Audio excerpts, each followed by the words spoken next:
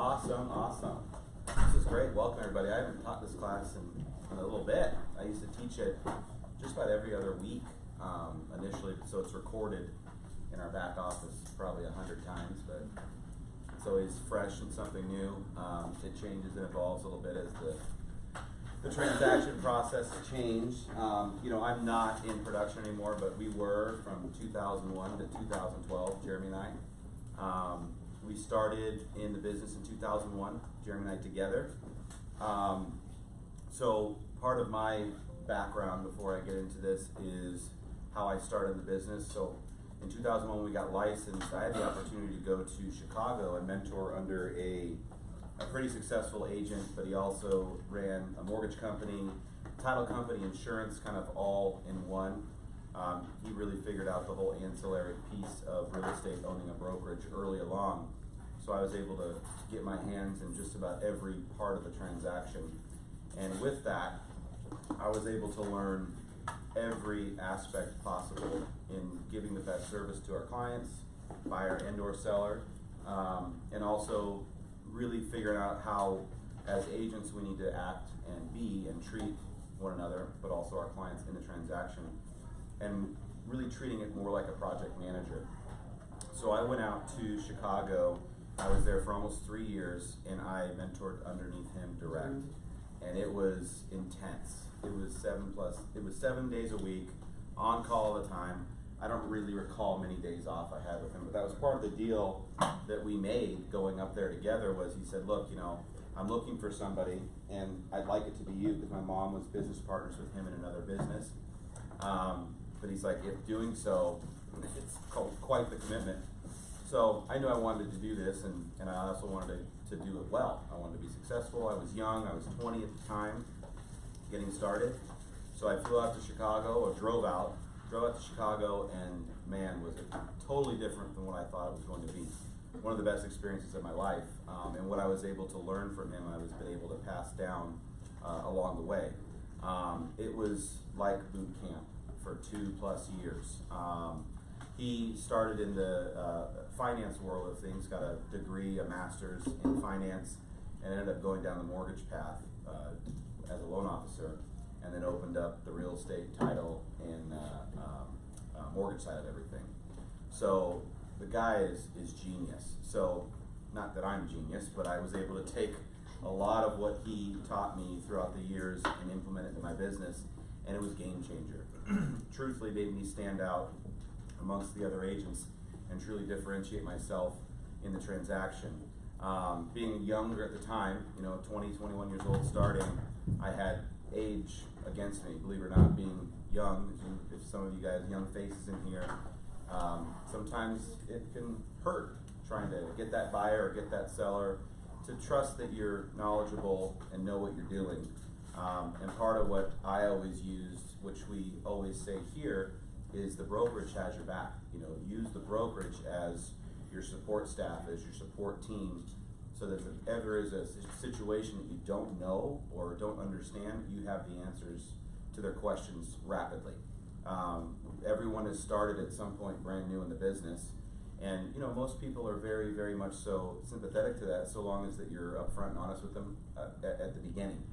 A lot of agents, they don't want to seem incompetent, so it's yes or oh yeah, and really that only hurts you when you don't have the right answer to their questions. And again, being forthright up front with your buyers and sellers, so not only with expectations in the transaction, but who you are and what you're about, really helps you along the way and build those relationships that we talk about. We talk about building meaningful relationships in our business to help get referrals, and again, we're growing a real business. We're building a real business here, and business is based on relationships, plain and simple. Creating those meaningful, strong relationships gets you more referrals, gets you respected in the real estate community. It's a small world, all of us realtors together, believe it or not.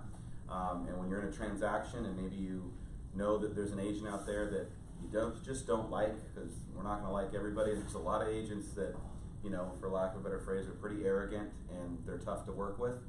And when you're submitting an offer, or you're on the listing side of things and you're receiving an offer to your seller, there's no rules against telling the seller, even though you're presenting both offers, here's A offer, B offer, and I can tell you, they're both great offers, but this agent right here I've worked with is fantastic. Vice versa, this agent I've worked with is awful. So you may want to consider and look at both because they could damage the transaction. I've seen it plenty of times where agents have done a tremendous job mucking things up and making it difficult to get deals done when we're supposed to be working together. You know, so part of in today's class is not only buyers and sellers, but it's also individual agents that are our colleagues and how we treat one another, how we act with one another, and just overall doing good business. That's what we're here to do. So fast forward, we started the brokerage in 05. We got here in Arizona, got heavy in production, made it through the crash, just barely. For folks in the room that went through the crash, it wasn't fun. But talk about a life lesson that we learned, both Jeremy and I together. A lot of it was, you know, things we couldn't control. A lot of it was just, everyone was going through it. It was a mess. And it obviously hit real estate the hardest. But again, these are lessons that you learn along the way to, believe it or not, implement into your business to help you be better when the market takes off again. Or, God forbid, knock on wood, we see another downturn, which I don't think would ever be as catastrophic as before, but if we do see another downturn, we know how to weather the storm, we know how to adapt, pivot, and change to the current market conditions. Because there were people that were thriving in the crash with real estate owned REOs, short sales. FHA buyers was huge. When no one could get financing, it all went to FHA because they had a little more lenient guidelines, even though it was all more income qualification and ability to repay as opposed to credit, this and that, what have you. They were able to work with a lot of buyers and create, you know, very, very unique loans at the time, and it was really all we had to choose from. Conventional was kind of gone because all that conventional paper was wrapped up with the crappy A- paper and sold on the secondary market, and that's what caused a lot of the issues and the turmoil on the lending side of things. So once we got out of the crash is when we started my home group, well, reinvented it really in 2012 and created the model that we did, because what was missing, there's plenty of companies out there that have transaction fee based type models that are charging only a transaction fee and not a split. And what was missing was the education, the training along the way. You know, you could go hang your license at those spots, and it was hang your license and call us if you have questions. But there wasn't a culture, there wasn't a systemized training schedule and culture, and the company and staff that had your back, and marketing departments that had your back, and basically all that we do here for our agents as part of being here just didn't exist. In fact, it still really doesn't exist on the standard transaction fee-based models, our competition, which we don't have to mention their names, we all know who they are. But it just doesn't. Over the years, they've tried to, I think, mimic, and it's tough to go back once you've gotten that big and try to implement something like Workshop Wednesday, implement everything that we're doing with the company, getting involved, like Day at the Ballpark, our holiday party, and all the other happy hours and fun stuff that we do, our Family Fun Day. So we took what was there, which maybe wasn't broken, but just wasn't good enough. When we started my home group together, we did it because we wanted to keep the majority of our money. We didn't want to pay the splits. We started at Keller Williams, and we were paying heavy splits and didn't know, because it's all we knew. We were younger guys and didn't realize what our options were. In fact, this didn't exist. So we were self-genning everything. So we learned along the way early to self-generate business. That's the longevity. You can't rely on anybody or any certain thing. Even Zillow, Realtor.com, any of that stuff is never, ever, forever. It's what you do with that business really to create a sustainable, strong business over the course of the years. You know, those lead gen online, those can dry up any day. The foundation of your business, though, your past clients, sphere of influence, people that you've worked with in the past, that's where the majority of your business ultimately comes from. You talk to a lot of top producers and folks that have been doing it a while, more the individual agents, not the team. 90+% of their business is past clients, repeat and referral, and that smaller amount is the lead gen that they're bringing in.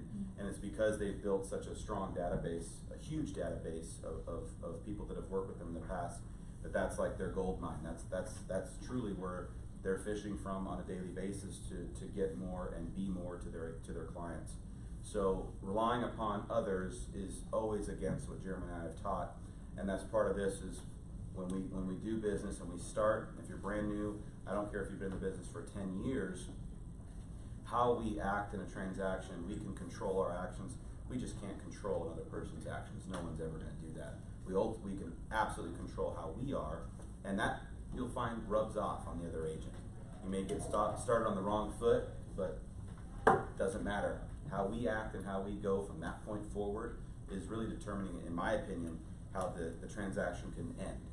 Because in the end, it's about our clients, it's about taking care of them, and even if the transaction was just messy and ugly, because we've all gone through those or will go through those, you know, even though it may have just been awful for your client, and you ask the client at the end, you know, how was the transaction? Oh, it was so terrible, but thank goodness I had my agent.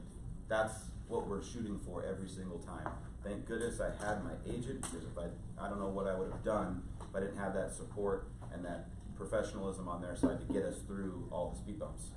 So I'm going to pull this up on my phone too so I have it, because I can't see that far.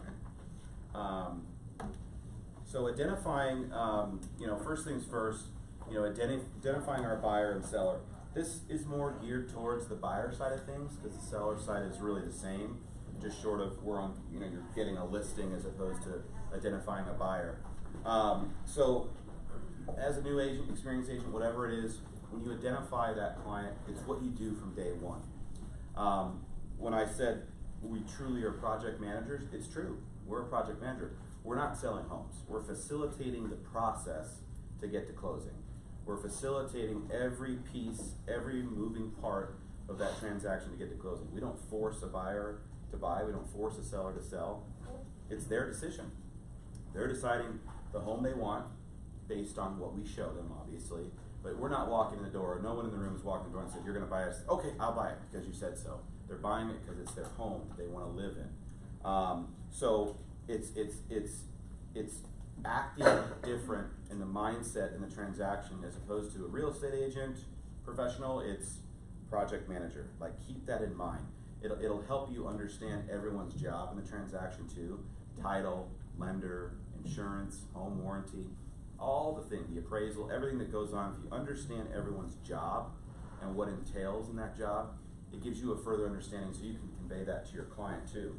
And a lot of this is somewhat, may sound basic, elementary, but every single day there's always something that happens in a deal that could have been prevented, or at least there could have been some damage control or quality control along the way. It's sad that, you know, we're this far along in the business still, and there's so many people that just don't have the basic fundamentals in education to really do a good job. And I'm not saying anybody in the room is that way, because we do a good job here at my home group in training and providing the platform for you not only to learn, but to grow your business with everything that we're doing, and our support staff. So like I said, we want to lean on our support staff to help us through these tricky situations.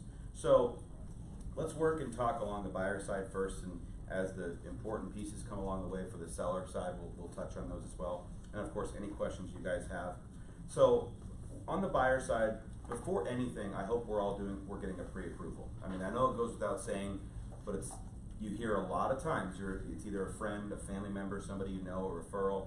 You go out there and you truck them around for a couple days, and then you do the pre-approval, or you're trusting that they have the pre-approval, or trusting that they've talked to their financial advisor, or whoever it is that's handling the financing for them, and they're good to go. And then you get down to the nitty-gritty, and they send over their information, and suddenly you're either not able to purchase the amount you wanted to, or they just can't buy, period.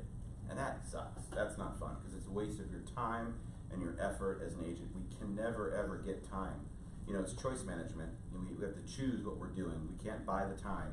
It is what it is. Everyone has the same amount of time every single day of the week. It doesn't change for anybody. It's what we do. So to me, that's valuable, and I don't want anyone wasting your time either. So when a pre-approval isn't full credit, tell them what their income is, move on. Now approvals are different. When you sit down with your client and your lender partner, that's why it's very important that you're working with somebody that you know, like, and trust. Or if the client insists on the person they have, that's totally okay. We're not here to steer, drive, or push someone towards a particular person. We want them to use who we have, because we know that they're going to execute with precision and give us a quick yes or a quick no. But I always ask for a full approval short of the appraisal. I want them to underwrite the file as if they're underwriting it to get a final approval without the property. And there's nothing wrong with that. Actually, a good lender, a good partner is going to do that regardless. They're going to ask for every single piece of information and really do a forensic investigation, so to say, of your client. And they should be. They need to see your tax returns. They need to know if you're self-employed, are you writing off things? Do you have another business that isn't necessarily making money, but you're using it as like a tax shelter to write off a significant portion of your losses? These things are pretty common, and they happen a lot. Oh yeah, I make $150,000 a year, but we don't know that he's writing off or she's writing off $50,000 a year in expenses or whatever it is. So every situation of every single buyer is different. Their financial situation is different. So by getting that done ahead of time, you're going to eliminate the headache for your client, number one, and obviously you. But it always happens is when a file gets denied or a client gets denied way down the process where they're past the appraisal and they're going into final underwriting, because they don't do a final underwrite until they have the appraisal, and suddenly you get that death-defying call, we got a problem. Ugh, I hate that. I will lose my mind. And it happens every single month all the time, and it's still maddening. And it's always because of something silly that could have been prevented. Yeah, the buyer can't qualify it, and the lender's excuse is, well, they couldn't qualify. Yeah, they couldn't qualify, but we could have sure known that right at the beginning, not now. And it happens, and it's not your fault, but what happens is the buyer ultimately blames the realtor for just about everything. The agent gets blamed for everything. Why? Because you're a project manager, and you should know and understand the process. That's why it's very important to understand and go to training and keeping yourself engaged with what is out there to learn, because there is so much in the transaction, and we don't learn real estate in a 6-month period or a month period. It's never ending. Till this day, there's still something brand new. I swear, every day that we're picking up and we're learning. And it's just because the market's ever changing all the time. There's a new form, there's a new procedure, there's just so much that's happening. And it's happening quicker more now than it ever has because of technology and because of what is now available at our fingertips. Things just change, the process changes. So a lot of the times this underwriting approval up front can be done in literally a day or two max, depending upon how quickly the buyer can get their information to the lender. But what it does is save you so much heartache. I promise you this. If you're not doing it, make sure it's part of your process now. Your clients need to be underwritten before you put them in the car or do anything. It is a fast-paced society with technology, and if commission compression happens, which they're talking about, and it's there in some markets where the standard amount we're used to making on the buyer broker side of things could very well change. And if you're either not charging your buyer that difference to cover what you are used to making, 2, 3, 4%, whatever it is, you're going to have to be heavier on volume to make up for what you used to make if commission compression comes down the pipe. So automation, systems, doing things the right way, saving your time is going to allow you to be able to close more deals and allow you to do more and be more for your client. And this is one way that'll make you look like a rock star in the end. And you want to tell your client this. This is the best way to ensure the best rate. This is the best way to ensure the best product, to understand your situation now as opposed to later. Because a lot of people just are scared to look at their own financial situation. They're just scared. They know that even if they don't know there's a problem or not, they just don't. It's like when you get your credit pulled, you're like closing your eyes and hoping that some blemish didn't pop up that you didn't know. And I swear, more frequent than not, there's things that pop up that the buyer didn't know. And if we know, we can identify it, we can fix it. So, there's the automation on the lending side is so great with how they do credit rescores, how they can fix certain items. If we're talking a 10-point difference to get their credit score up by 10 points to give them a quarter better in rate, that happens a lot too. Little things like paying down a credit card by $1,000 or $500 or this and that, and doing a rescore can up their score. So there's so many things along the way up front that can happen to benefit your client. So we're not trying to be a lender to our client and be the underwriter, but what we are trying to do is convey these things and set the expectations up front so that they understand and know, and we have a working knowledge, and we should know. That way, again, right out the gates, when you set the expectation to your clients, on how the process works and who you are as an agent, you're just gonna be a rock star at the end, I promise. So, which is the next line, is setting expectations before showing any property or home. And part of setting expectations on the showing of the properties too, is you almost should be giving your client, if you don't, a resume. One thing I used to do is I used to give kind of a little just background on me and almost a checklist of what they're going to expect. It was bullet pointed out from start to finish what they are to expect from me, and what to expect through closing and what to expect along the way. And that is different from a lot of agents do, because everyone has it, well, that's not my job, that's their job, I'm gonna let them do it, and that's great, because it is their job, we wanna stay out of their way so they can do their job. But I also want them to know what I do and what makes me better than the rest of the agents out there. And if they know my accolades, they know everything about me and what to expect, it's a commitment from one another. I'm committing to do these items, and if I don't execute along the way, you now can hold me accountable. I'm telling you, it changes the conversation with the client too. It changes the conversation. You're being upfront and you're showing them, this is what I do, this is what you're to expect throughout the transaction.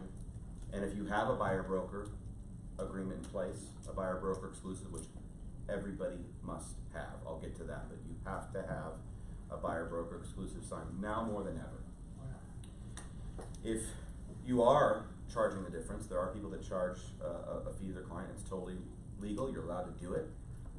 It offsets if there's somebody paying 1.5%, 2%, whatever it is in the MLS, and you've set that expectation up front. It's a lot easier to fetch that fee when you're giving them your resume, the checklist, the button list of what you do in every single transaction and what to expect.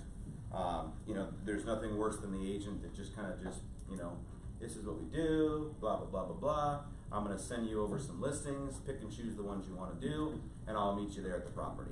Before they've done a consultation, before they've even sat and discussed what the buyer broker exclusive looks like, discussed what you do in your function as a real estate agent. And that's because of technology, it's allowed us to do that. And I'm not saying that you don't send properties like that and have them look at it. That's part of what we do now. They look at the properties, they look and decide what they want. But take it a step further. So what I did was, of course, you know, when I first started, the MLS was like a DOS-based system. So we really didn't even have the technology we have now to send out a link for them to review the properties. We literally would meet in the office together, we'd look at properties together, and we'd go out. So I try to keep that mindset as if I still was doing that, how would I do it? So I sent out they get the link of the listings, obviously, and they pick and choose. Once they've told me what they want, I'll go preview. I still preview all the way up into the end of production, because I want to know what I'm looking at. So when I walk in the property, I understand what's there. I can determine up front if it's not even going to work for them and give them the option at that point when they want to see it. You look great to the listing agent when you're previewing. They know you're serious, and you've got a buyer that's serious, that you're going out front to be certain that the property is up to snuff, so to say. Now, agents may say that we're talking about time saving, that's a waste of your time. That's actually not a waste of your time. It's a great use of your time, because you make yourself look like a hero and like you are really truly working hard for the best interest of the client. And that's what we're supposed to be doing, is the best interest of the client. So if we're out there, let's say that, you know, as we get to the wish list next, as we get the wish list for the clients, because we always ask for a wish list, we need to know, beyond the 3-bedroom, 2-bath, start asking the questions. Where'd they move from? Where are they from? Are they used to a home in the Midwest where there's no walls, and I need to look at maybe a bigger acreage of property, or a bigger property with bigger separation? Starting asking questions that somebody else isn't asking, another agent asking, really diving into the importance. And when I say a wish list, it's the must-haves and the don't-wants. It's not grammatically correct, but must-haves and don't-wants. What is a non-negotiable on both sides? You have to have something, and my goodness, I do not even want to look at a property that has this. Some people are they don't want to live on a busy street. And that's fine. I'm previewing properties, though, and I go out, and I know in Scottsdale, 100th and a few others are not crazy busy streets. They're not a main drag. But if I go out to the property first, and I can say, look, this property doesn't really fit your guidelines because it backs a street. Now here's the map. It's not a crazy busy street. Do we want to X this off the list, or do we want to proceed and check it out just to see if you like it?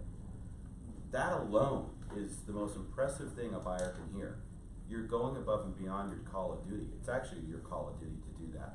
Every single property that you're showing and presenting to them needs to fit in their parameters. If you're not, you're just vomiting properties on them, they get frustrated. Like, I told you, I don't want to see this type of property. I don't want it. Why are you sending me this, Mark? And it's just, you know, because we're not paying attention. We just choose the zip code, we kind of plug in their parameters and hit go, and we're not even looking through the properties. Is it a short sale? Do we know that is it a relocation? Are we looking in the special instructions when we send this stuff out to our clients to be certain that it's not a property that potentially could cause a problem? Because there's nothing worse walking into a property and they fall in love and there's a stigma to it. You know, it's like, oh crap, this is a short sale, and which is fewer and far between now, but still a lot of reloads out there. That can hinder the process. That can hold up closing. You know, there's some reloads are 3-4 week process to get approved. Then you've got probate. You've got probate properties. There's a lot of those out there here in Arizona too. And not that the deal can't get done, but again, it's a stigma to the property that could ultimately affect their timeline and what they're trying to accomplish. So every property we're sending, we're paying attention to. We're looking at, we're reading the comments, we're seeing if there's anything unique, making sure that it fits their parameters, and if it doesn't mean you can't send it, but you at least can make a comment or a note that says, that doesn't necessarily fit your parameters. However, I went out there, I checked it out, it's a really sweet house, and maybe if you can get past this little thing, but we don't have to look at it.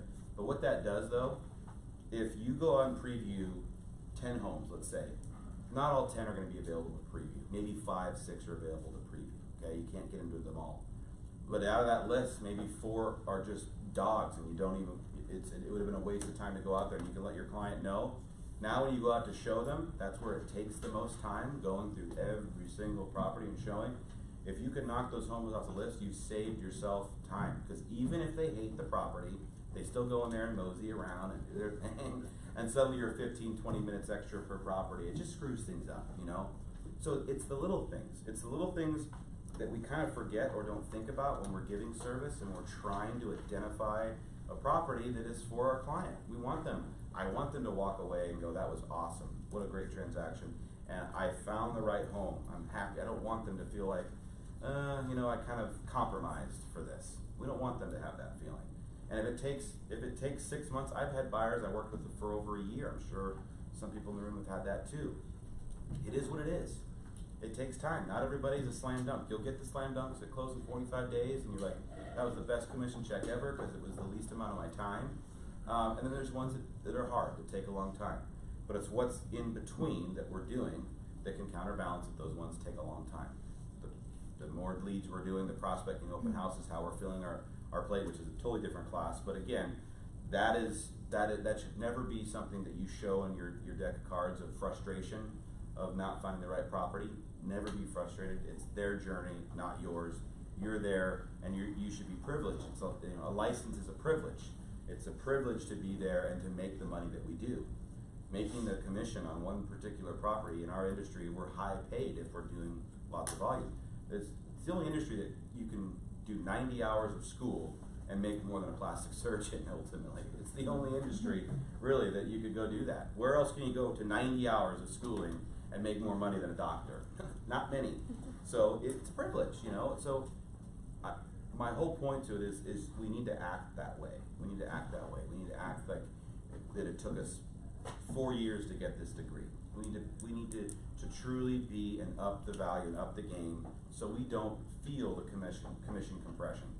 Maybe certain individual agents will, but following simple steps, simple tasks along the transaction, when you ask for that money or you ask when you walk into a listing presentation and it's 6% or whatever it is, they're going to be happy to pay it because they know that you're the right agent for the job, and they know you're going to work hard to get it done. Just like on the buyer broker side, you know, I talk to these agents that charge on their buyer broker. That's their standard method of procedure.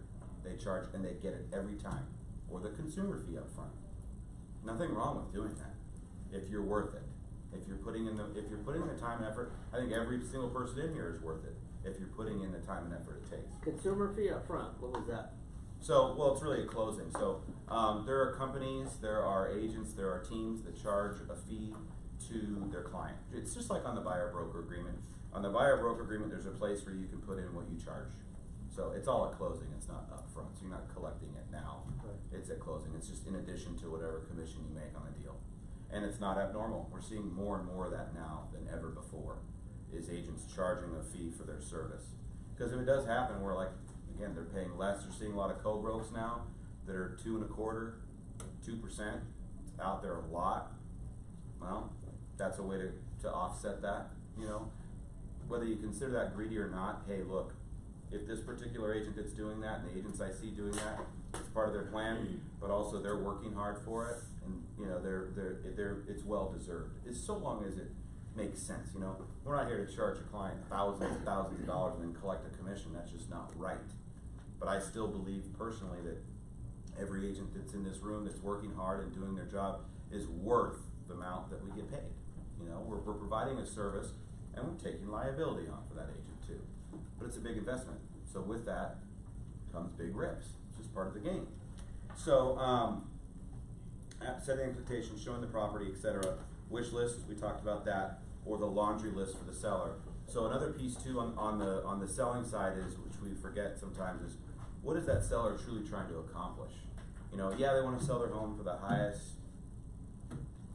net, right? They want to save money, short amount of time. How long? How much, and what's my net? Those are usually the three questions. But beyond that what is truly important to a seller when they exit their home? You know, is there emotional attachment to the home? You know, are they leaving the state? Are they moving up? Are they moving down? Just these are questions and certain things to consider, and asking them truly, what are we trying to accomplish out of the sale of your home besides make you some money? And you'll find a lot of times there's a story behind it.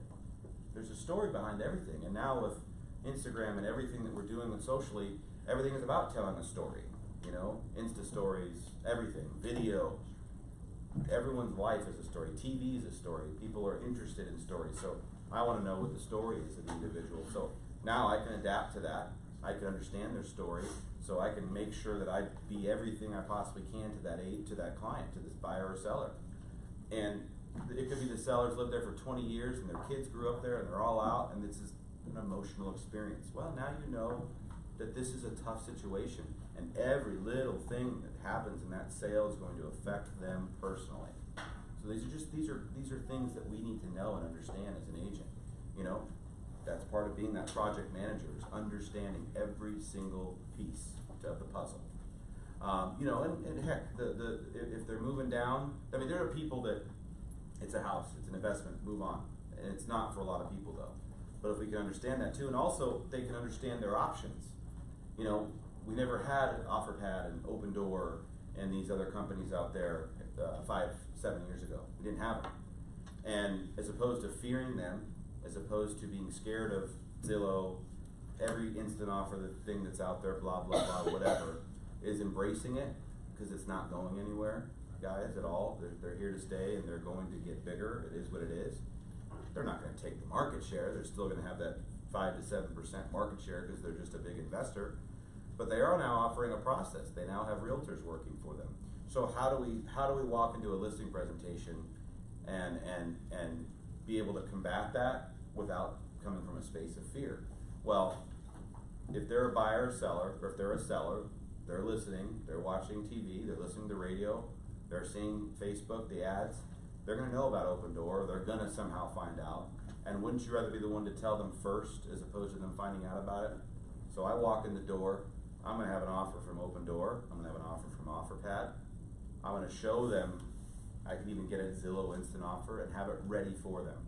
Because here's the thing, Open Door, OfferPad, Zillow, they're going to work with you up front if that's the route the buyer goes. If the buyer goes, or the seller goes there behind you because you didn't present it necessarily, they've gone direct now to them. They don't have to pay a referral. The buyer can, or the seller can just say, you know what, I decided to OfferPad open, and you're scrambling at that point. But if you walk in the door and go, look, here's how it works. This is the price that OfferPad's gonna give you. It's no haggling, it is what it is. This is what Open Door is gonna get you, and this is what retail is. This is what listing your home on the market's going to be. and show them their true net of all three, okay? Now, if they do choose an open door and offer pad, they're willing to pay a % or more of a referral fee to you, just by handing it over to you. A lot of agents didn't know that. But is that better than a poke in the eye? I would say so. Is that better than potentially losing the deal?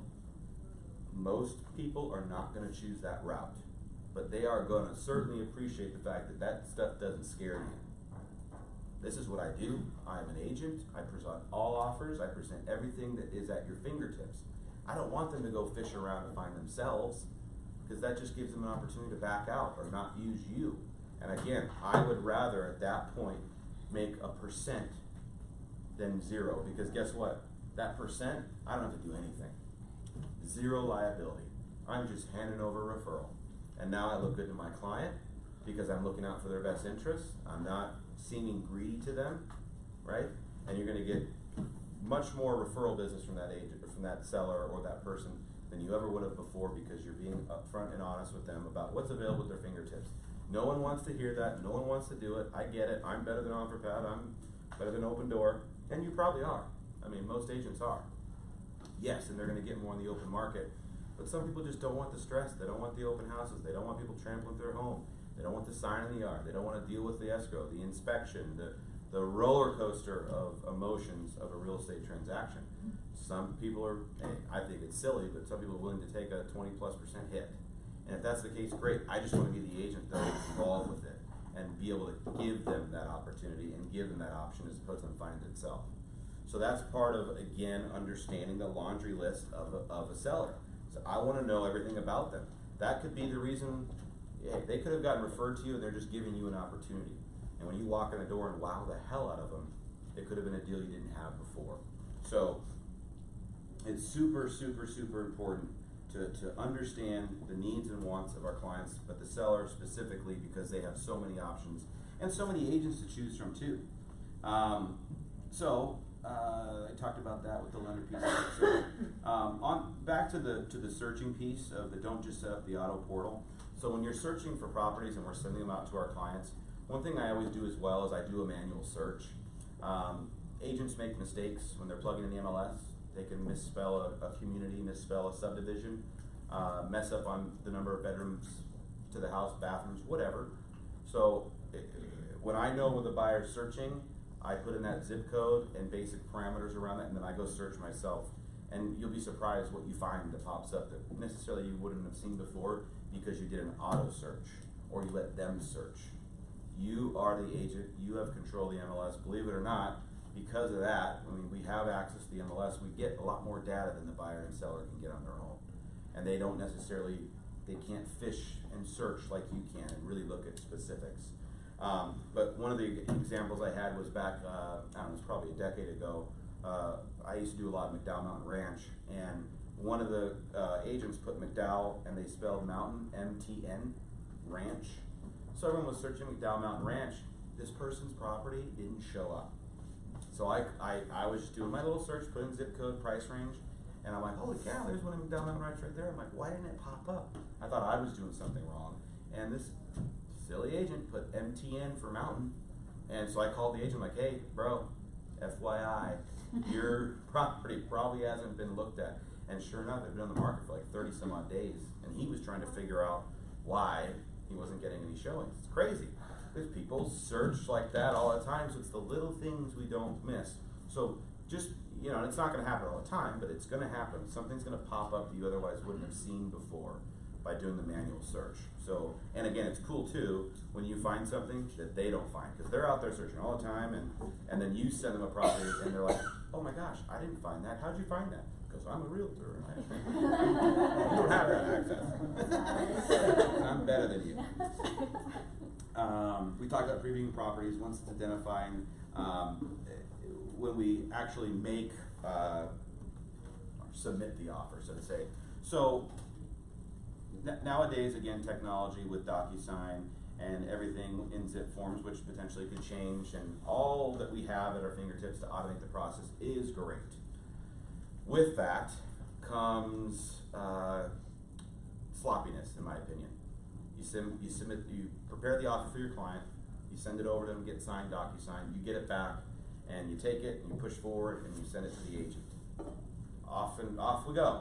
Offer submitted. Oh, that drives me crazy. I can't stand emails that just say FW in the subject line, or FW, like forward. You have no idea what you're opening.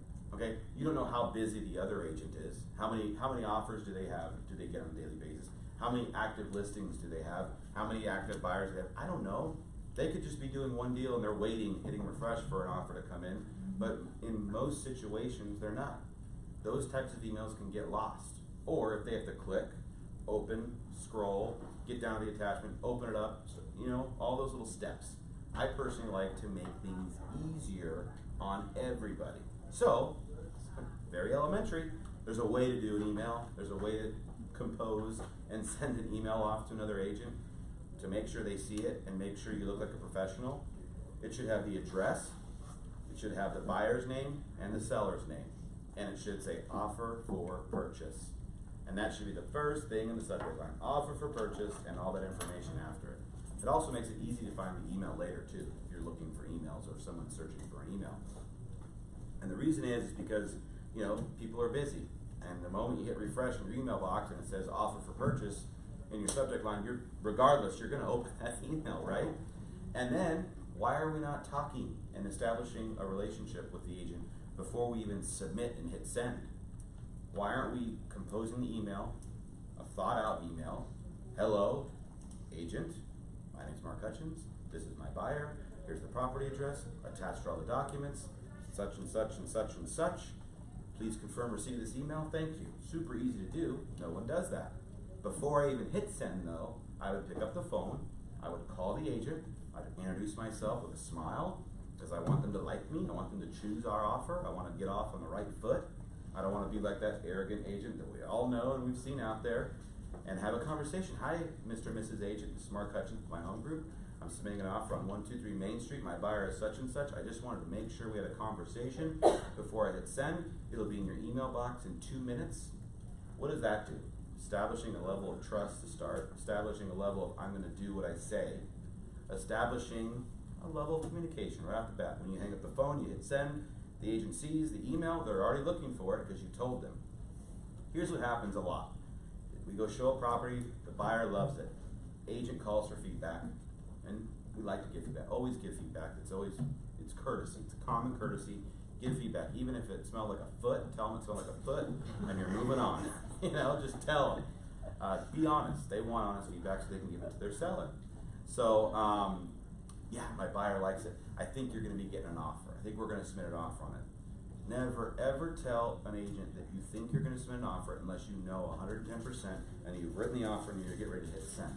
Because here's what happens. You think you're going to submit it, the buyer decides not to choose that property. Now the agent's calling you every damn second looking for your offer that you said you were going to be sending, because then they called the seller all excited and said, we're getting an offer, and the seller's calling them, where's the offer? I'm waiting. Then the offer never comes. Now you've made that agent look like an ass. The seller's upset because they thought they were getting an offer. You know, it's just the little things in communication that we all forget. And we're excited. Hey, I want to let the agent know I think we're going to be writing an offer. I do, but I don't want to tell them unless I know for certain we're writing an offer. That's why I don't even make the call to them about sending it unless I have it composed, ready to go, filled out, signed, already discussed with my buyer to hit send. It just saves you time too. It saves back and forth, it saves this, that, and whatever, and you look good. You know, we like to be a project manager. We like to look at efficient ways to save ourselves time and save clients, sellers, agents, heartache. You know, there's so much heartache in this business as it is. How can we eliminate some of that off their plate so that they're not pulling their hair out and having a crappy situation with their seller? Next slide. So, negotiation has always kind of been my favorite. I'm a negotiation junkie. It was always fun to, you know, get really deep in the process of getting the buyer or seller the best possible, you know, offer or best possible price for their home that they could ever dream of. I think this slide may have been off. 1 second here. Did I go to? Nope, I was right, okay. This slide should be correct. Oh, because it's wrong on mine, that's fine. So, that would be the reason why. So, in the negotiation process, couple things. When we ask, we want to know what's important to our buyer, but also when we're having a conversation with the seller, we want to know what's important to the seller. So why wouldn't we have that conversation? Why wouldn't I ask the agent, hey, what's important to your seller? Like, I want to write this offer, but before we start negotiating, can I understand what's a trigger point and super important to your seller? And it's like, wow, they really are impressed by it. So as opposed to being greedy and, you know, your buyer, we already know what our buyer wants. You already know what your buyer wants. You know what's important to them. Why not understand the seller's situation? Why not understand and look like a great agent, so when they call their seller and go, look, this agent's asked, like, what's important to you? So if you are battling another offer, if you're battling someone else, how can you look better and how can they choose yours over theirs? You've already had a conversation with them that maybe it is a 45-day escrow that's important to them. Maybe it's a 60-day escrow. Maybe it's a 90-day escrow that's important to them. But by having the conversations up front, you know, it just makes sense. We want to make sure that everybody's on the same page. We want to give a win. If I can give a win to my buyer and give a win to the seller at the same time, you've done a really good job. They both walk away feeling great. So when you make that offer and you send it over, and then you get that counter offer, because we're probably getting a counter offer, most likely you're going to get a counter, right? The discussion at that point is, okay, you know, let's say you were 10,000 under, and the buyer comes back, their seller comes back at 5,000. As opposed to talking to your buyer, preparing the counter offer, and just sending it over. Another great way to establish a point of communication and to pick up the phone. So when I got a counter offer, which again nowadays you're getting, I picked up the phone right away. Thank you for the counter. How many times does it happen to you guys where you send an offer and you don't even get a counter? Isn't that frustrating? They chose another offer. Well, can you counter me? So I can give something to my buyer to tell them, like, because that's another piece on the buyer side too, is when they don't counter and the buyer's pissed because, like, why did we get it? We sent an offer, they're not going to give us a reaction. We can't force them. So thanking them for the counter offer. And then I can look at that counter and I know where my buyer wants to be. So why not give a little information to the seller to help your buyer? I'm not saying reveal your hand of your ace up your sleeve. I'm not saying reveal your hand. What I am saying is there are certain things we can say to the seller that isn't necessarily, it's puffing, the term in real estate.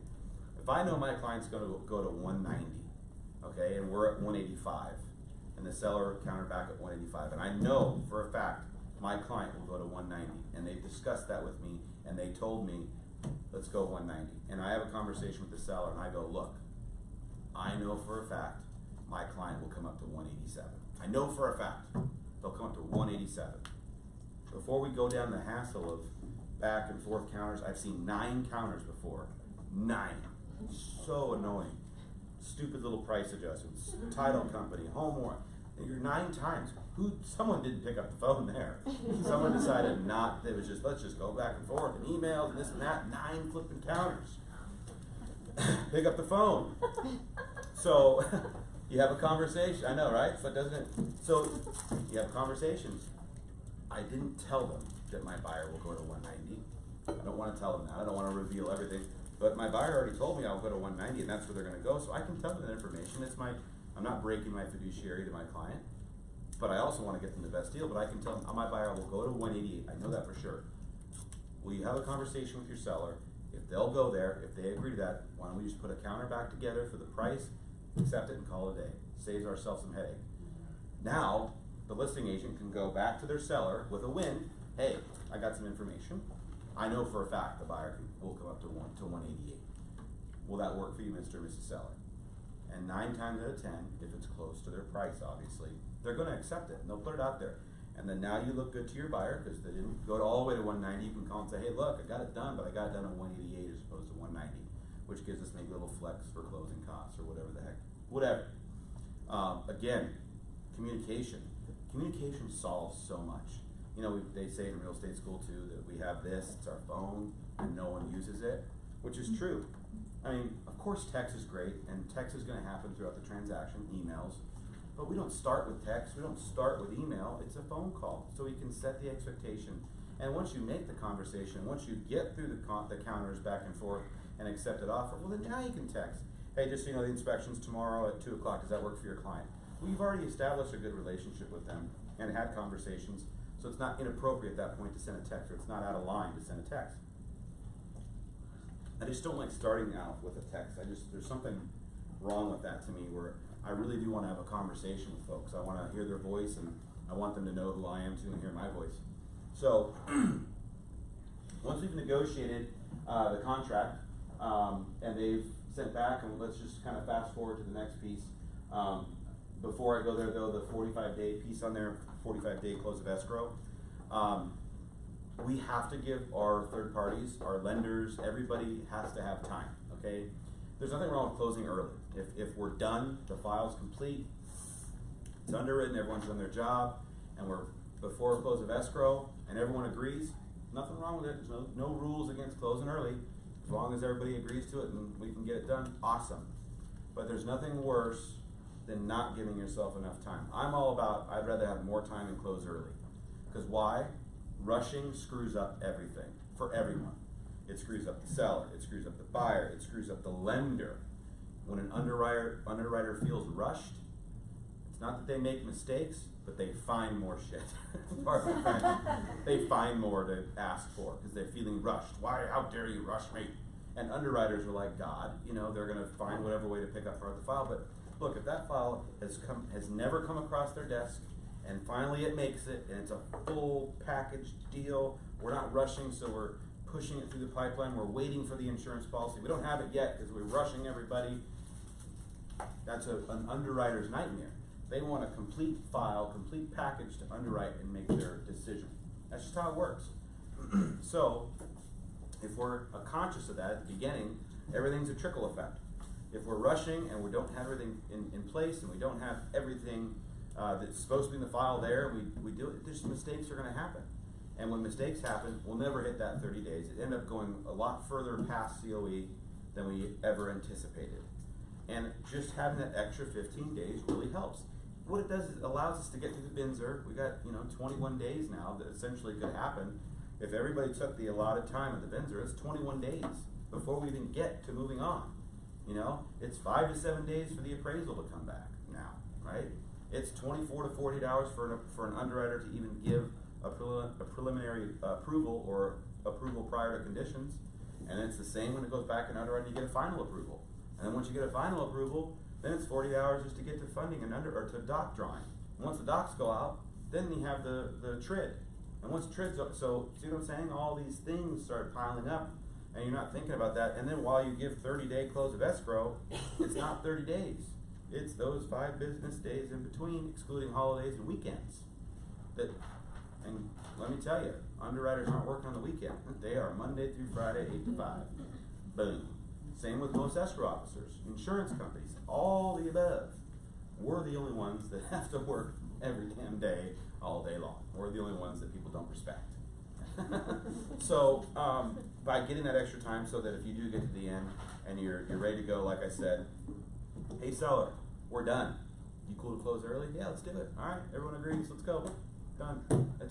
There's nothing wrong with that. So on the contract, on or before whatever date, June 15th, on or before June 15th, we'll close. That way everybody knows if we're ready, we can do it. And then set the expectation. Hey, we're asking for 45 days, but if we're done early, we want to close early. You good with that? I'm good with it. Let's roll. I mean, it's simple conversations. It's the stuff that we don't bring up and don't talk about and bring up later at the 11th hour that pisses people off. That's what causes turmoil and people to lose their shit. Pardon my French, by the way. Okay. So on the don't waste time, abide by the contract guidelines. This is where we get into the BINSR. Before with the non-working warranted items, before in the BINSR, was it now 2 years it's been, where the seller it wasn't a matter of they had to fix the non-working warranted items. Now it's every property essentially is as is, and you just ask for what you want. Even if the seller is unwilling to fix, they can still ask for what they want. The seller can deny it. So what I've seen happen recently, and I don't know why people are taking so much time, always submit and set up your inspections day one. You know, so if we have a contract accepted today, tomorrow's day one. So everyone knows how the contract guidelines and time work. It's all calendar days, it's never business days. Everything works off calendar days. The only time timelines come to place, which we get to at the end of this, is TRID. You know, TRID guidelines are like a rescission period on a refinance. But for the contract itself, day one tomorrow, if we had to accept the contract today. So inspections need to be ordered. Everything needs to be ordered day one. You know, I'm not trying to rush the inspection period. That they should take their 10 days. They are allowed their 10 days to make their decision and back out if they're not comfortable or if there's something wrong with the property, okay? And there's this big back and forth that's gone on, I think, in the mastermind before, but also in the real estate forum about that reasoning for canceling, the reasons for canceling. John Dyer puts it lightly and kind of funny, but not really lightly. He says the place would smell like farts and they can back out if they want to. And he's right, okay? If there is something wrong with the property and they're within their time frame, in their 10-day time frame, it could be that they just simply don't like the neighborhood, the surroundings, the noise. They don't like the HOA, they don't like the rules. There's a million ways to get out. I'm not saying give your clients a ways to get out, but what I'm saying is when we're having discussions with our clients to sometimes get them off the fence, is they have those 10 days to truly make a decision. That's the point of having the contract. They have those 10 days, it's their right to make a decision. However, I want to move them along the process. That's why when we talk about that, we can make an offer, we have 10 days to get out still. Well, now that we're in the 10 days, we want to get through everything as quickly as possible. And here's why. Because once we submit the BINSR, then the clock is ticking. The seller now has 5 days to respond to your BINSR. Once the seller responds, now we have 5 days to respond to the BINSR.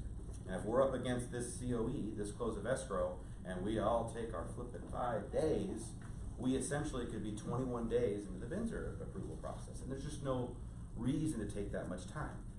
You know, it's because if the seller's out of town or a buyer leaves town or whatever the case is, but we don't ever want to go there. We want to, again, set the expectation that we are on a timeline, and this is all part of, again, your job as a project manager. We all have timelines. The seller has timelines. The lender has guidelines or timelines.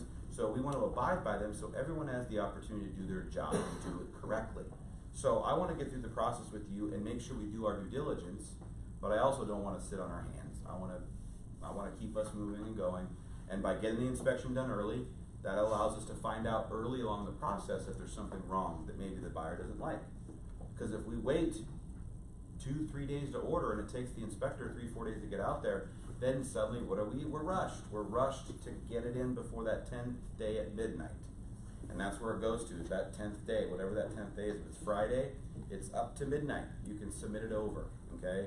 So that's another conversation that people have, like, oh no, it's that day at this time, or if it was accepted at 5 p.m., nope, it's calendar days. That's why it always starts the next day so that those calendar days come into play. So another piece and another way now to continue the lines of communication is once we submit that BINSR, we don't just send it and be done with it. Here's the BINSR attached. Let me know if you have any questions. No, pick up the phone. Hey, I'm getting ready to send the BINSR. The inspection actually was clean or it was a dog. And let me explain what's coming over so you have the ammo right now so you can talk to your seller. Because there was a lot wrong with this property and I'm going to send you a copy of the inspection. That's another thing that pops up. Give them the copy of the inspection. That's my buyer. It's not their right. Yes, it is. It says in the contract we have to provide receipts, reports, everything to the client or to the seller. Give them a copy of the inspection. Because what that does too is they can see you're not telling a lie. Look, the roof is ready to cave in. Foundation is cracked. There's termites. There's rats. There's rat poop everywhere. Whatever it is, we want to submit them a copy of that inspection along with the BINSR so they can reference it to it. So the seller can see. Because I want the seller to know that there's something wrong. Hey, if the property is great, let them know it's great, but there's a couple things that we want to address that are going to pop up on the BINSR so you're not taken by surprise, Mr. or Mrs. Agent. Okay, cool, awesome, send it over, great. You've had another conversation, another great line of communication that now, you know, again, you're just looking more like the professional. Yes, Jermaine? Okay, say the first buyer backs out. Does the seller have to give the next buyer that inspection report? Because don't they have to disclose everything that's... They don't have to give it, but they have to take that inspection, and if there's something that they didn't know wrong with the property, they have to update their spuds. So really all that's required is update the spuds. The reason why it's always good just to provide it is to be like, look, first of all, why are we, you know, why do some people want to hide it? There's like this thing like, I don't have to give anything I don't want to. Well, you know, it's not that they're going to get their own inspection, but you might as well provide it. Hey, this is what happened. This is why they canceled. We got the inspection, and guess what? We fixed these items, and we updated the spuds so you have them. So it's not required because it's a totally different transaction. You know, new buyer, new inspection, new everything's going to happen. So, but you know, there's just a lot on that inspection, so it's like kind of hard to put it on. Onto the spuds? Yeah. Yeah. Well, that's why you go through and look and see, you know, and part of it is if you wanted to, you can always say, see, you know, copy attached inspection report from previous buyer.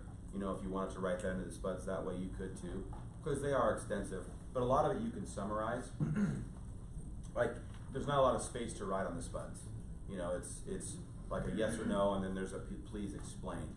And again, it's really just being specific. So let's say it was the trusses in the roof or something, and the inspector has this paragraph of why they're rotted or bad or whatever.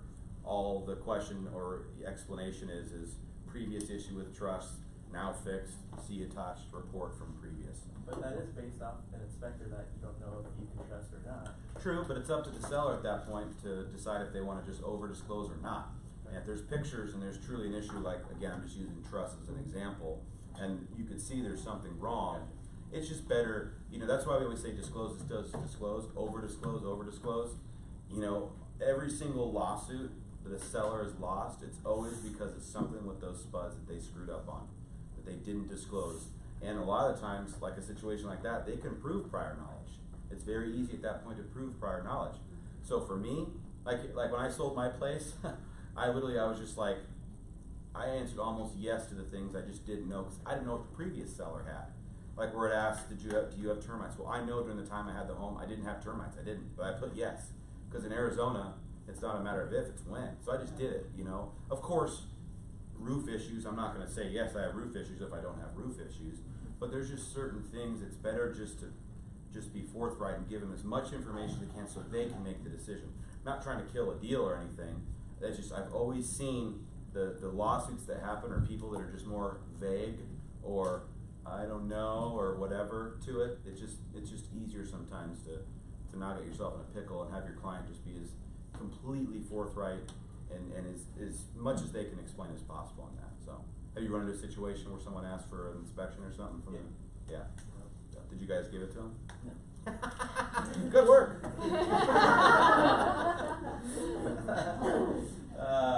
By the way, you can have this emailed to you.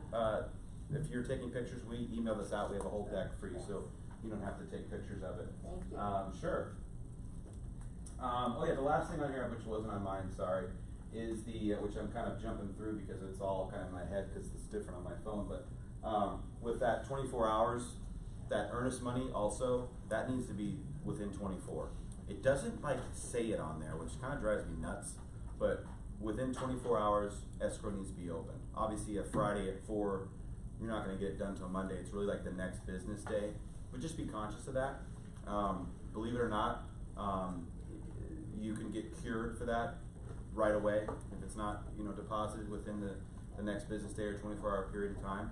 And we want to. It shows that we're serious, and it's the buyer's responsibility to deposit that earnest money unless otherwise specified. And always, you know, you can write on there that as opposed to the agent being responsible, you can write that buyer is responsible to deposit that. Obviously, we want to facilitate it for them. But when we first got our first audit with my home group by the Department of Real Estate, the biggest violation was his earnest money was deposited like within 4 days. And it's not that people were being like trying to break the rules or anything. It was just purely time. It just was a timing thing. And they accepted, the buyer moseys herself on over there, and the buyer's agent or the listing agent isn't following up with that person about it. Is the earnest money in? Do we ever see the earnest money? So It's not that anyone's trying to be malicious, it happens sometimes if we're not paying attention. That's why as a seller, or you're on the listing side, you verify that next day, is earnest money deposited, and get with title to get confirm receipt of it and make sure they let you know if it has or has not been deposited.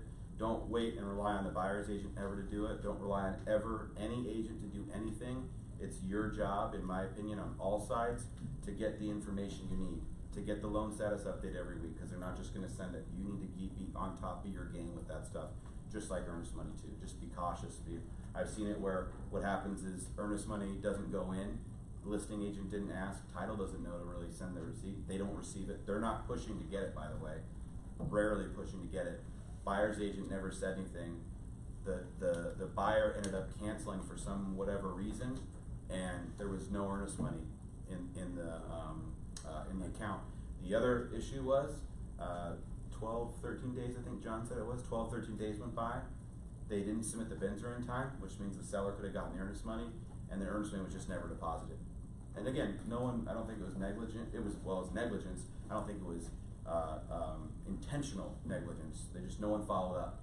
So you can't do anything at that point. If it was never deposited, you're out of luck. It is what it is. So just keeping those things in mind. So when we get to, we'll pass that because everyone knows to go to a home inspection. Obviously it's important, we talked about that. Now, part of that home inspection, the BINSR piece too, just before we move on, is we don't want to be that, we're not the contractor, so we don't know what is important to the buyer and what isn't. We want to review it with them, we want to go over these issues with them, but they need to make the decision themselves. You know, it's going to be marked on the home inspection what is serious and what's not. There's symbols on what's serious and what's not, and that's usually what I say is, you know, pay attention to those serious items, but go through everything line by line and call me with questions on it, because this is your decision, and I work for you. Obviously, there are certain things that aren't, you know, a big deal, but they could be a very big deal for you, so I'm not going to get involved. Like, I'm not going to be the one to tell them, no, that's not a big deal, because then suddenly you told them something isn't a big deal.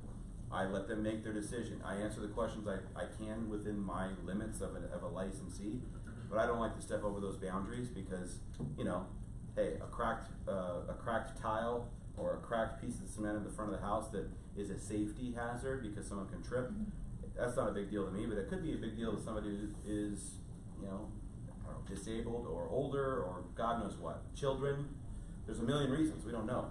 So no, don't ever think that something is not a big deal to you when it could be a big deal to someone. So let them go through that to determine if it is. And we all know the BINSR never has to go to title, and you never, ever, ever send the BINSR to the lender. Ever. Because that'll cause some serious problems. We've had one that happened and the lender got their hands on it and required all the items to be fixed because they're, you know, lending on an asset, a home. You never, ever, and don't even let title get their hands on it. And it's not required. Just so you guys know, the BINSR is separate of the contract. It's not a part of the contract. It's separate. So in that negotiation, the BINSR too, another piece since I'm on it, is the addendum itself. If you are going to write an addendum of credit for repairs, or they say, well, as opposed to fixing the repairs, we're going to give you a $3,000 credit in lieu of repairs. So that write up an addendum and it says, seller credit buyer, $1,000 in lieu of repairs. Something wrong with that statement, big time. You can't use that statement and submit it to a lender because all addendums have to be submitted to the lender. They're required to be submitted. So when you say in lieu of repairs, they're going to ask for a copy of that inspection because they're like, what's wrong with the house? Because it cannot be included as part of the sale. You could do for contribution and closing costs, and I'll discuss that in a second. Yeah, go right ahead. So I had to just close on a house today. Actually, that was that exact same situation, and I wasn't really sure how to approach it because we needed an exterior paint job, and we got a quote for $37.50 for the paint job.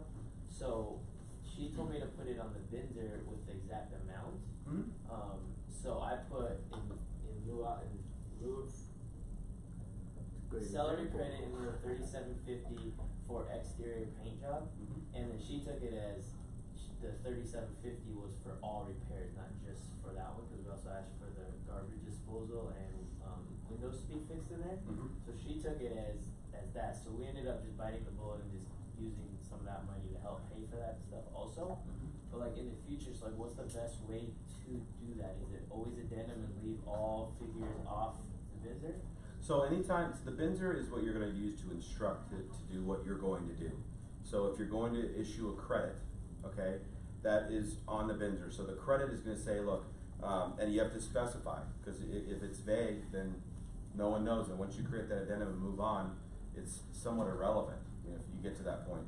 So if they were getting a credit for $37.50 for the paint, and then $7.50 for the other items, to total $4,000 whatever, that's how it needs to be written. But the addendum is what's a question here that I think, so how did it work out with your addendum? So she. Was there even an addendum to the contract? Yeah, we ended up writing an addendum and rewording it saying seller to pay paint company directly, to such and such painting this a of cash deal? $37.50. No? So she ended up just like saying credit to go back to the original price of the loan, and we will pay the paint company directly. So then we send her an invoice and they're paying that, they pay that directly. Doesn't make sense, yeah, it sounded weird. Was it worded that way, or do you have? No, I mean, I have it here. It's fine, you can Exactly that do way, offline, but so that how, was essentially moving what forward, what you was would here. do is that credit would be a credit towards closing costs. That's all it could be for. Like, if it said specifically for exterior paint to paint the house, most lenders are gonna have a problem with that, understanding what's wrong. Now, unless it was an addendum that didn't get into the lender's hands, which it sounds like is probably what happened. The addendum was signed and delivered like 2 days before closing, like after. To the lender? No, No. no. That's why it got closed. You dodged a bullet. It was the first time I've ever It's done okay. something like It's that, so I okay. wasn't really sure the process, so if we had a big. That's back why, and forth. that's why you always call the broker hotline for those situations, like before closing, hey, I'm in a pickle. This doesn't seem right, like something's wrong with this addendum, and I need to make sure I write it the correct way, cause number one, you want your client to get that credit. Cause what can happen now is The lender could they have could, restrictions on it too. well, but number one, the lender didn't see it, the lender hasn't But seen I'm it, saying- so, but they could have restrictions. The problem was it doing the credit was throwing off all their numbers, and because they wanted, so they agreed to it because they didn't wanna change the close of escrow, they were trying to get it, so it would've thrown. We're talking, this is all happening at the end of closing? It was like, all this happened within the last like week. How'd that why did it happen in a week before? Somebody wasn't doing their job. Well, Cause like, so usually, cause you're talking Binzer, well, right? they And took these all credits. 5 days and we took all 5 days, so I think that's what kinda pushed it. How long was the like, close of escrow? We did 30 days, but we switched, but the thing was, is None of this is adding we up. switched lenders at 2 weeks. See, so we had a lender and then my client wanted to switch lenders and they agreed to let us do it because they wanted to. So we switched lenders, so the new lender closed in 14 days. And so all that stuff happened. Yeah, that's probably an offline conversation, cause there's a lot of stuff that kinda went wrong initially up front, cause that Binzer should have been negotiated, and that credit should have been negotiated and done before you even got to the underwriting process, where everyone would have known in the addendum that there was a credit for closing costs of $37.50, which that it doesn't matter, they could have worked their numbers. At the end, that is a problem, cause that's gonna affect the TIL, the truth in lending. Their APR is gonna change by over 0.10, which affects, then they have to redisclose, which affects close of escrow and all that stuff, and it does, cause credits affect numbers. But up front, in that inspection period and that Binzer negotiation, when that addendum is done and agreed upon, the $3,750 credit towards buyer's closing costs, then you're good to go. Cause then at closing, the seller, the lender only knows that you're getting a credit from the seller, which is totally legal, there's nothing wrong with that. They'll get that credit, they'll save that money, now the buyer can take that extra money and get the house painted. So, I'll talk to you offline on it, on just procedurally how you wanna do that moving forward, so you know. And again, anytime that happens, the hotline, that's where John and Larry come in, cause they would at least stopped, or at least got with that other, or you and that other agent to figure out how to write it properly. Cause I get it, so if you're brand new and you didn't understand, and Yeah. you're just, none of it was like illegal, but it just could have screwed up the underwriting process at the end is all, so. Luckily it closed today. Did it close? Yeah. Oh, thank goodness. Congrats. Congrats. I'm happy for you, I swear. No, but those are scary because I've had them blow up in my face before, and you know, again, you're not breaking the rules, it's just little tiny tweaks can mess up lending, or the underwriting process. Okay, two things. Does addendum, Yeah. if the addendum is not mentioned on the VINSER, does addendum has to be acknowledged? If the addendum is what now? It's not mentioned in the VINSER. Let's say, see attachment, addendum, credit and repairs. Yeah, so basically. If it's mentioned in the VINSER, it has to be acknowledged. But if it's not mentioned on the VINSER, does it have to be acknowledged? Well, you have, at that point, so like, in a situation, they would say buyer and seller agree to execute an addendum for a credit from the seller to the buyer for $3,750. Which is And at mentioned. that point, you would execute the addendum before you would sign that BINSER, make sure that's signed and do them and sign them both at the same time. My question is, if it's never mentioned on the VINSER, If it's never mentioned on the BINSER? on the VINSER, if you just send the addendum, it doesn't have to be acknowledged. Am I right or wrong? If it exists. I mean, if they're talking about it on the BINSER, that But there's if gonna they're be not, if they're not talking about like any credits or anything? Yes. Oh yeah, if nothing's talked about and everybody signs the BINSER without an acknowledgement of it, then somebody messed up and Okay, there's that no was credits. the question. Yeah. If it's not mentioned in the VINSER, if you send it later, they don't have to. If it's not mentioned in the BINSER and you send an addendum later, they wouldn't have to if they didn't want to. Yeah, so that's why it's always just, in that negotiation process is to make sure for your client or whoever it is, buyer side or sell side, that all those little things get worked out before you have your buyer or seller sign that bottom line of the BINSER and make sure it's okay. And again, John and Larry, when they'll go over that with you and be like, they'll look at the BINSER, see what the issue is, even have the writing for you for the addendum to send over with, so that all parties are, But I'm just glad you got it done, because that would have really been a shitty situation. I don't know if I do like after this, but maybe there'll be little things in there that would make more sense than Yeah, absolutely, and you learn along the way, and just ask as many questions as possible. That's the one thing I always recommend, is ask, and that'll just help you learn, and again, potentially not be able to go through what you went through, and get done too, so. So we got 9 minutes left. I'm gonna get more towards, we kinda hit a lot on the BINSER, which is great, because that's always where a lot of questions come up. So, the last piece, what is that? So, as we get into, the end, so, the BINSER's done, we're negotiating, we're moving along, we have the appraisal done. The appraisal's another, sometimes a confusing area. The appraisal has to be two things. Once it's done and it comes in at value, which is purchase price, you're good to go. There's nothing really to do. They submit a copy of it, everyone knows, they can move on, closing, or to final underwriting done. If it gets cut, which isn't happening as much, but if it gets cut, there's a couple things that happen, and this is where a lot of confusion comes in. And again, this is where the lines of communication really, really, really help you out when you've discussed all this along the way with your buyer and your seller and both agents, whatever side you're on. If it gets cut, there's a couple things. The buyer can back out.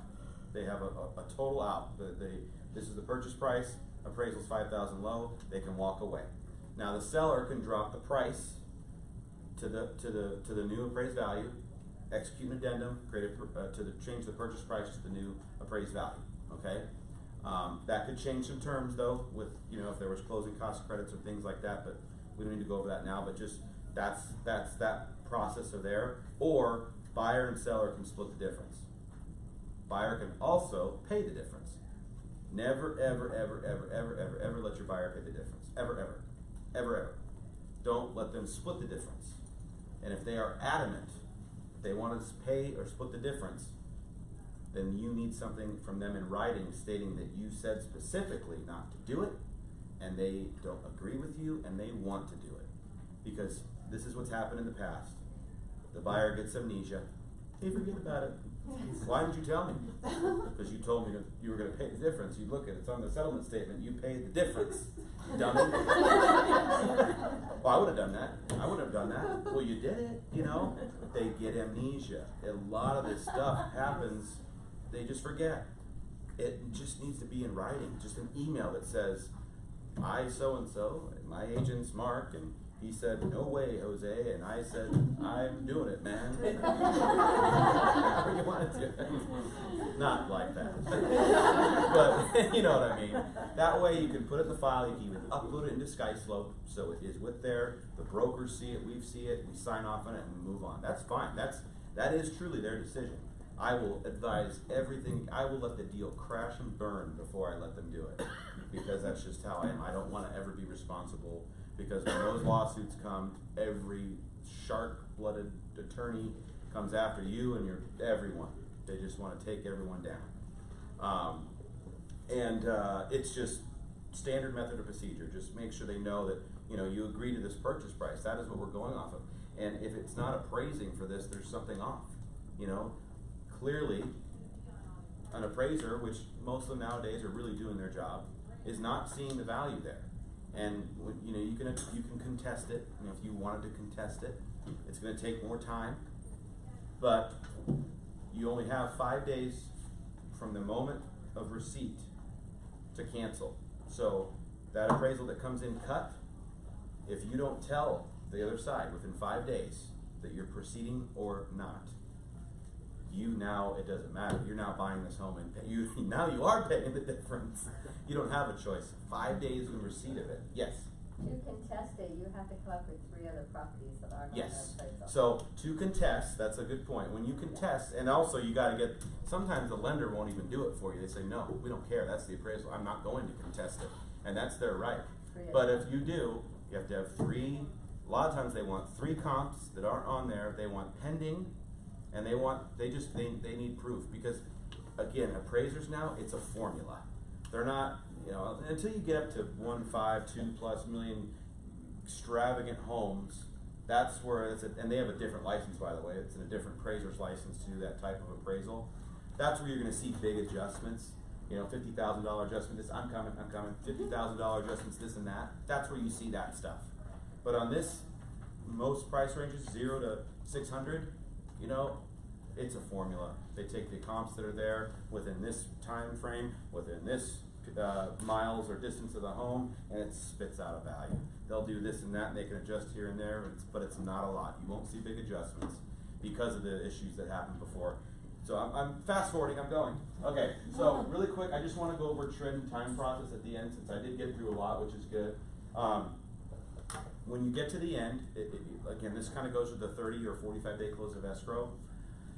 I don't know if a lot of people kind of, have the TRID wheel, which is the time frame that turns and tells you the days. But this is nice to know, because if you haven't closed a deal, like this gentleman here didn't close a deal, thank God he got it closed. Or if you're in your first transaction, knowing and understanding that time frame, because it can really mess up and you can miss a close of escrow date. So here's a perfect example. TRID works like this.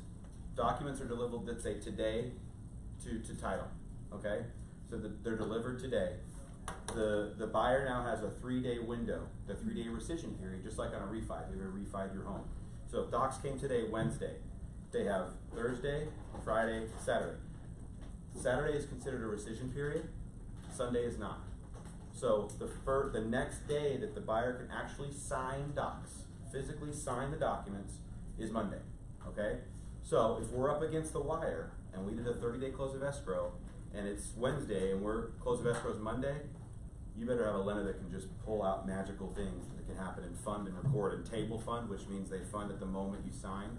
Most are wet funding, like Arizona. A lot of it can be done over a fax or a scan now. But if you are waiting to the wire to get those, and it's not sometimes not your fault, that's why docs are required to be signed and to title 3 days prior to close of escrow. They have to be, they must be, otherwise you'll miss escrow. You can miss it easily. So they sign today, they have 3-day rescission period. Monday is the first moment you can do anything, okay? Which again, that's not 3 days, that's Thursday, Friday, Saturday, Sunday, Monday. That's 4 actual days, and we're going off calendar days before anything can happen. So just things to keep in mind, time frames. That's why when we say 45, use the 45. And if you have to use it all, great. If you're not, close early, like I said. Last thing is, on the seller side and the buyer side, really truthfully, on the seller side, you should tell them at the listing, acceptance of your listing, the contract, to make sure they know to turn off utilities and transfer to wherever they're going next, or to make sure they're out of their name. And the same goes with the buyer. This is a mistake that happens all the time. I know this is elementary, simple, easy, and it's I swear every week I get a call. Utilities must stay on the listing through escrow. So if you're representing the seller, if you turn them off, you're in breach of contract. They have to go all the way to the end. So make sure your seller knows. That's why if they call up front and schedule it the next day after close of escrow, then they cover. And they'll always have water or utilities on all through close of escrow. On the buyer side, what happens a lot is they don't forget. They're in this process, they're buying the house, and then they get to the closing table and the escrow officer asks them and gives them the utility form. And, I didn't set up utilities. Am I supposed to do that? I didn't set up utilities. And next thing you know, they're moving in. APS can't get turned on. DirecTV won't be out there for a week or whatever it is, or Cox. Water can't get turned on. It just happens, and it sucks because they've got moving trucks, they've got family, they've got people coming, and they've got no power. And maybe they'll get like a couple hours out of the seller previously, but you know, that's it. Okay, yes. So really quick, does anyone have any questions on this? Sorry, this goes a lot. I need like 2 hours to do this class, truthfully. And I'll do a follow-up to it. Again, everybody here has my information. If you have questions, you can call me. Kelly's going to send this out. Make sure you sign that clipboard if someone has it. If not, it's up here. Down on the desk behind you. So if you didn't sign or put your email on the clipboard, put it on, and Kelly will email this to you so you can go over it. And again, that's why we're all here. That's why we have the broker hotline, the agent help desk, is to truly help you guys with your business. I don't want you making mistakes. If you don't know, call. If there's ever an issue, call. If you just want to call and shoot the shit, call me. And in all honesty, we just want to help. You know, make sure you guys are doing good business and doing it the right way and following, you know, the right path to grow a business. We want everyone in here to be successful and kick some tail. So I appreciate you guys. Thank you so much. Thank you. And if you're staying for Russell, think I'm bad or curse, this guy's gonna blow your mind. He's really